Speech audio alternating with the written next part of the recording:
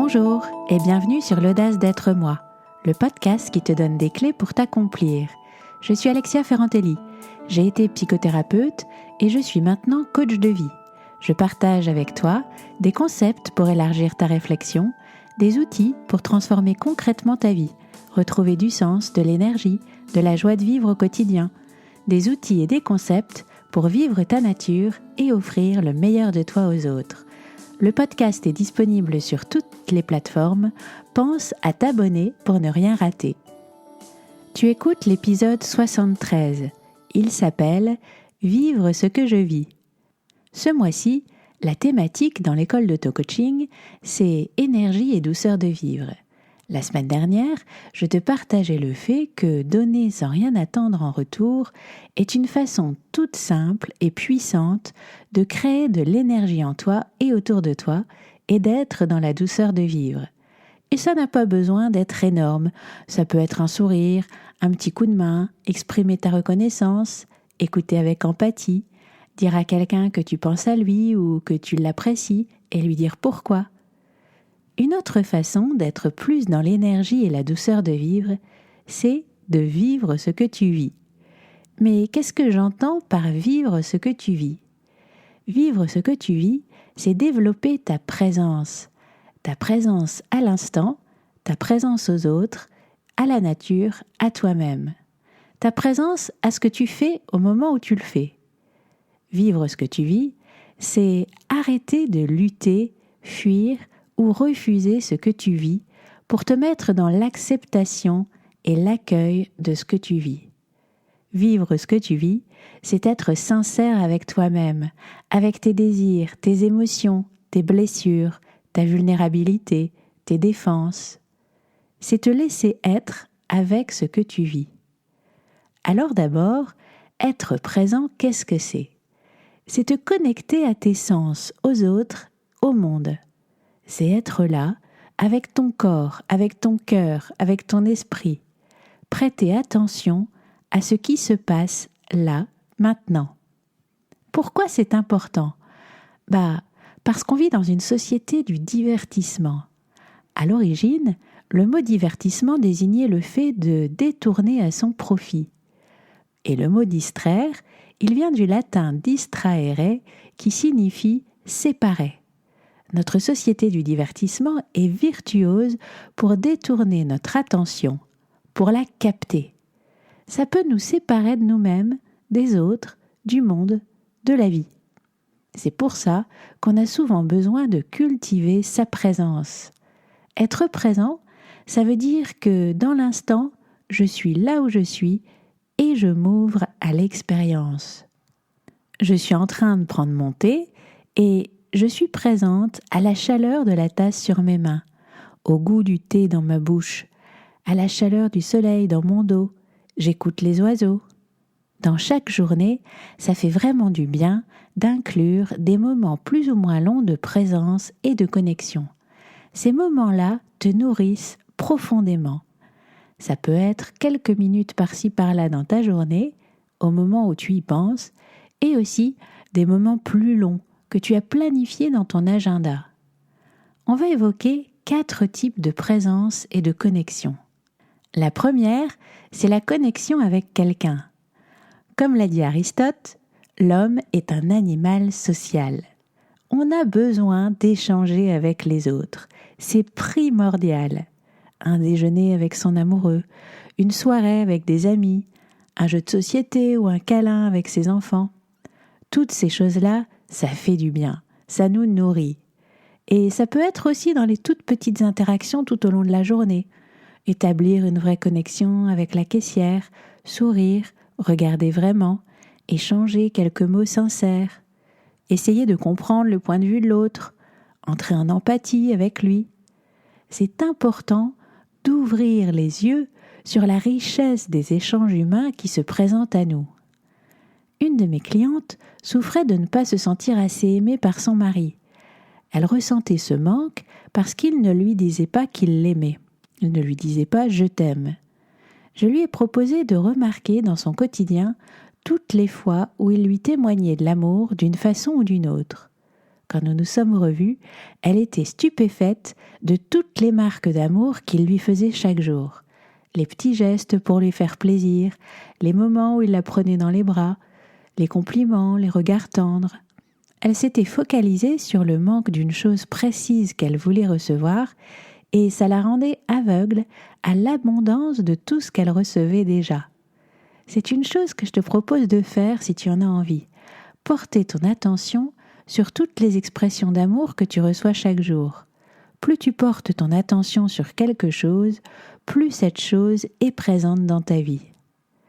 Le deuxième type de connexion, c'est la connexion avec la nature.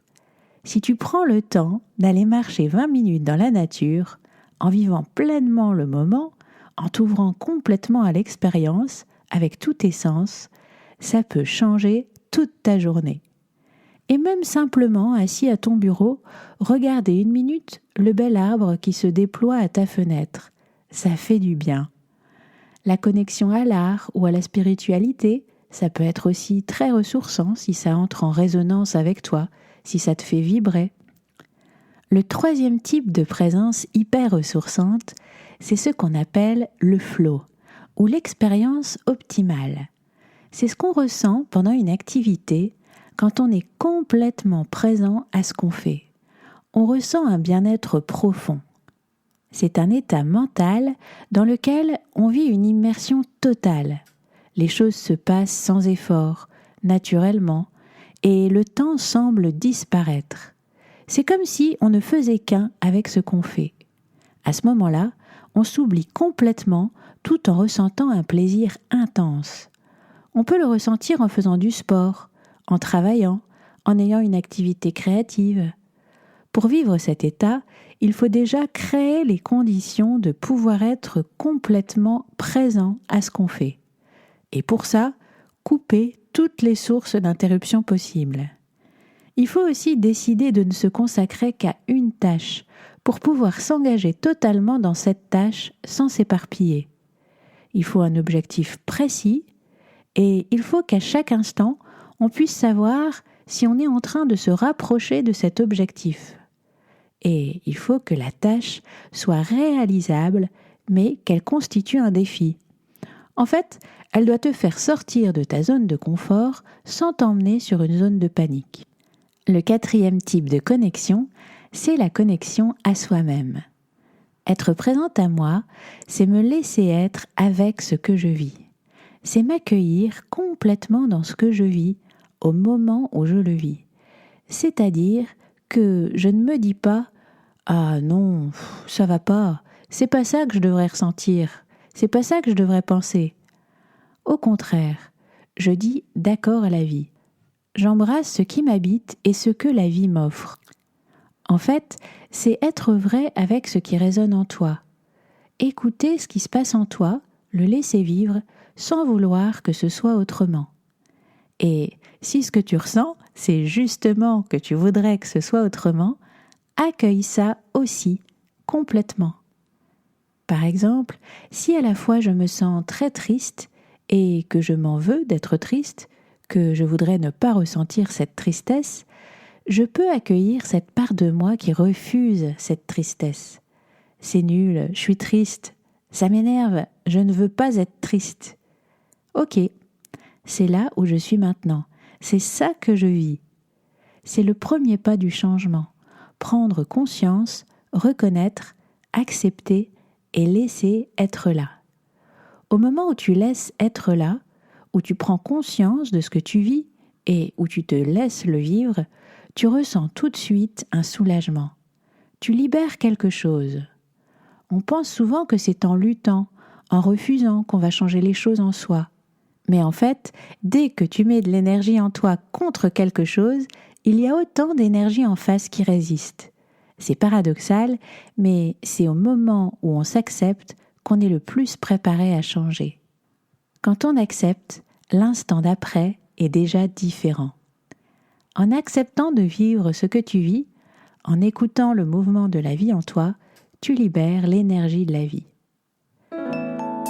Alors, ce que je te propose aujourd'hui, c'est de prendre ton agenda et de te programmer des temps de présence et de connexion aux autres, à la nature et à toi-même.